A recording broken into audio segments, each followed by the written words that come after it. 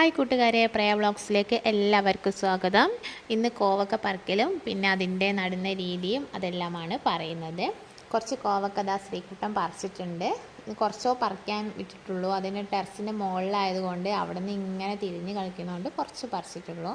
പിന്നെ അതെങ്ങനെയാണ് നട്ടുപിടിപ്പിച്ചതെന്നും എങ്ങോട്ടാണ് പടർത്തിയതെന്നൊക്കെ പറയാം.